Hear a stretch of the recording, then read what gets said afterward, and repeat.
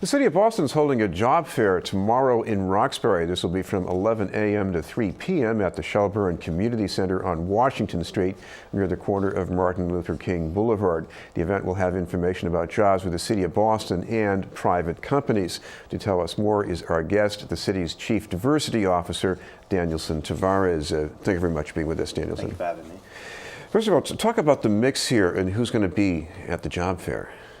So we have, we're going to have most of the city departments represented. So from the City of Boston, we'll have the mayor's office will be represented. We'll have representatives from Boston Police, Boston Fire, Water and Sewer, Workforce Development. We will have inspectional services will be there. So we should have most of the city departments represented. Well, I know some of these jobs are civil service jobs on the police and fire department. Now, some of our viewers might say, you know, it's not easy to get through there. You got to have veterans preference. But does that mean that there's nothing at all, or are there some other opportunities people should be thinking about? So both departments will be represented, and so there will be opportunities for civilian hired positions. So those positions will be readily available.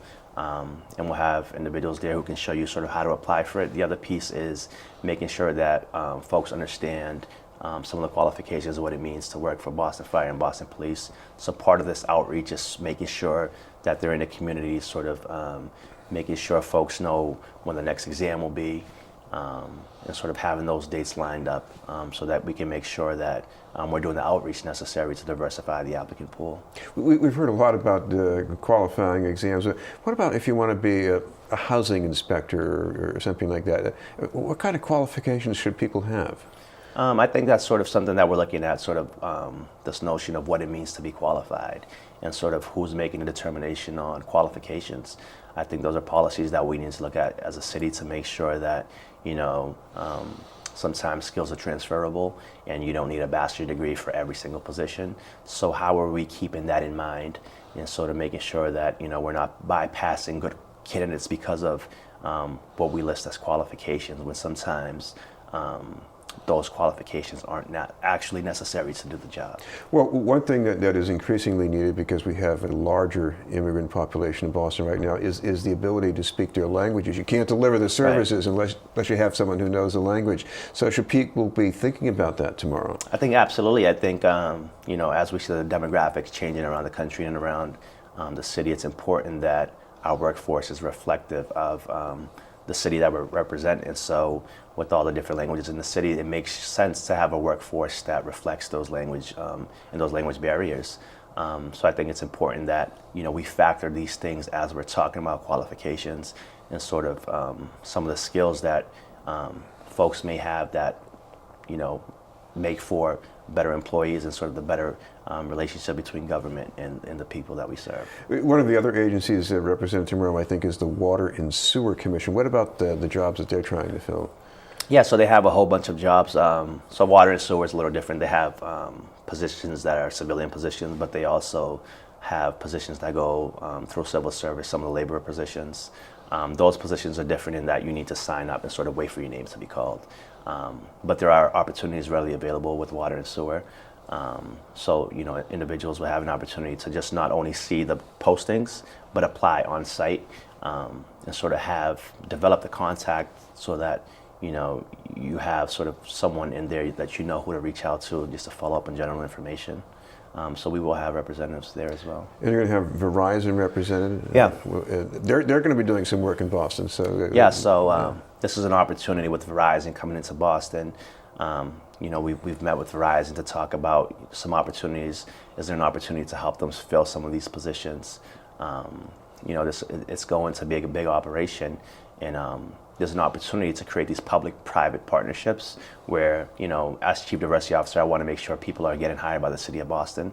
But if there's an opportunity to get folks hired elsewhere, I mean, it'd be great to count it towards our numbers, but I'm more interested in making sure people are able to find employment. I'm also interested in the city's Department of Workforce Development being the mayor's office of that, because, well, maybe you need to fill some positions, but I guess that's a good place to be in touch with if you want to get some training too. Yeah, and what I'd say about that department is not only are they reflective of a department within the city of Boston, but they do a great job of partnerships.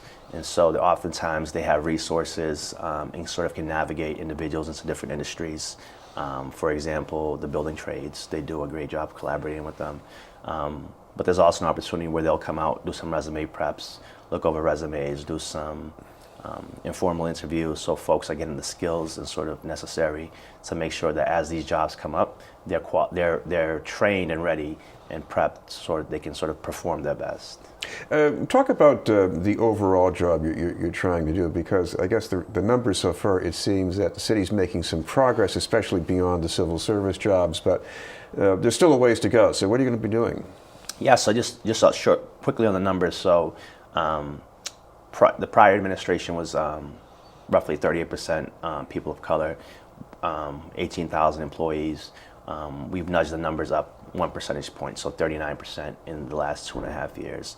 But if you take a closer look at our numbers, 56% of our hires have been white, 44% people of color. That's including civil service positions. If you remove civil service from the equation, we're actually 51-49% administration. So we are making progress, but there is a lot more progress to be made. So part of my goals is, as we monitor the numbers to make sure they're going up, sort of looking at policies across the board to make sure that we aren't discriminating, to make sure that we have inclusive policies so that the chief diversity officer doesn't have to have his hands in every hire because diversity is happening organically. I think that's my ultimate goal, to make sure that diversity happens organically and there's no need to sort of have all these systems in place. But currently, we do have to have these systems in place because it's not working for everyone. Well, the city has the power to create some other jobs beyond its own payroll, because you do business with vendors and you have contracts. So talk about efforts to make that work better. Yeah, so the mayor announced an executive order for minority-owned businesses. I believe it was 20% of contracts go into minority-owned businesses and women-owned businesses. There's a focus looking at, how do we strengthen the city ordinance on people of color on construction sites. So we're looking at policies across the board just to make sure that, as we set these policies, we're actually enforcing them. And I think that's the biggest piece, is going to be the accountability. Which is part of the reason we launched the diversity dashboard. So if anyone goes to cityofboston.gov/diversity, you can track the progress we're making on a month-to-month basis. And part of the reason we did this was sort of this notion of accountability, that we want to hold ourselves accountable, so that we put our money where our mouth is when it comes to diversity. Well, we should just remind our viewers one more time about the location and the time of tomorrow's job fair. Yeah, so it's going to be from 11 a.m. to 3 p.m. at the Shelburne Community Center down in Roxbury. So folks, just come prepared. Bring a resume too. I guess. Bring a resume. Be prepared to have some on-site conversations with some hiring managers. I know some folks from the Postal Service will be there. Verizon will be there. We have a Detco, which is a large staffing company, will be there.